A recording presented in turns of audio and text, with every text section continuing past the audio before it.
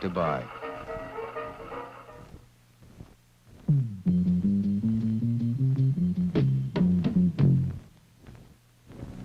So the two little lambs galloped up the rainbow bridge across the sky. And they came down into a wonderful land of giant flowers. They saw butterflies with wings as wide as sails. Huge black and gold bumblebees were bumbling among the flowers, and there were big, bright ladybugs.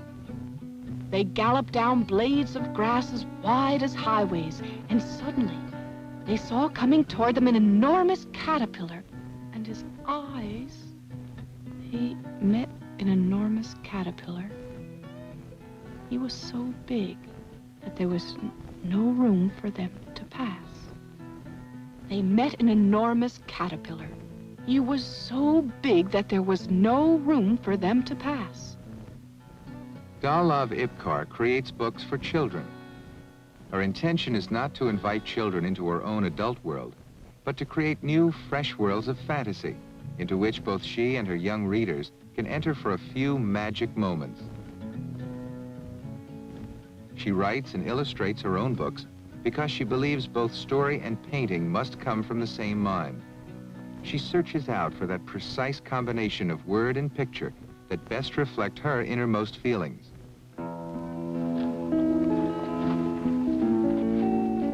Dahlov Ipcar gets her inspiration from the land. The farm she has lived on for the past 40 years.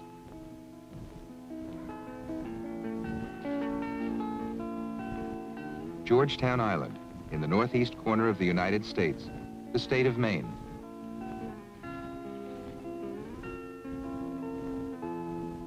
Many of her books revolve around animal life on her Maine farm. The daughter of noted Lithuanian sculptor William ZUROK, she never was sent to art school or instructed by her artist parents because they wanted her talent to develop naturally without academic training.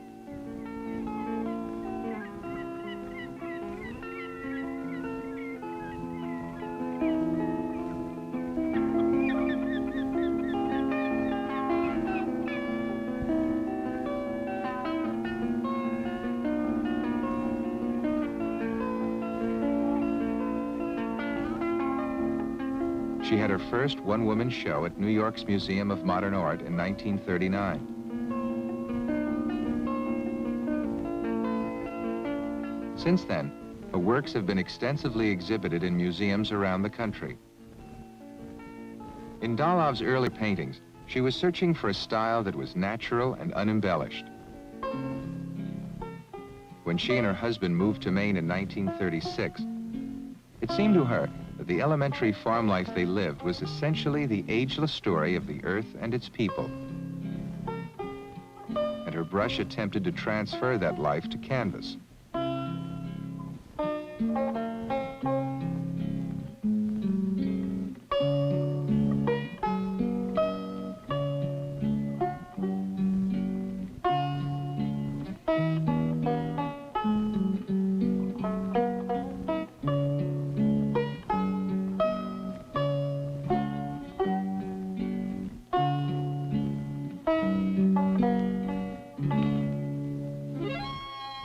As Dahlov grew older, her interests moved away from realism.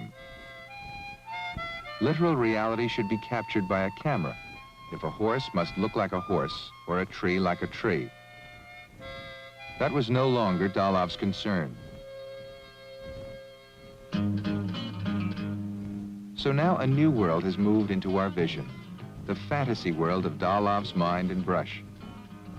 As she reflects on the question of her style, she observes that she didn't change, but rather returned to the sensitivities of her childhood, how she saw and felt things as a little girl.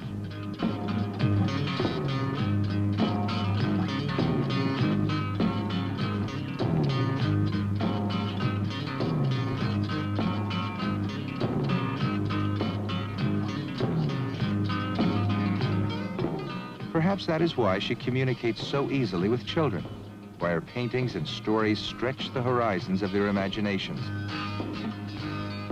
And perhaps that is why her books bring back a childlike whimsy into the adult voices reading to the children. Then the lambs heard a loud. They looked up and saw a giant sheep as big as a mountain crunching the grass with its yellow teeth. Up the rainbow they galloped as fast as they could go to find the other lambs and sheep, and especially their mothers.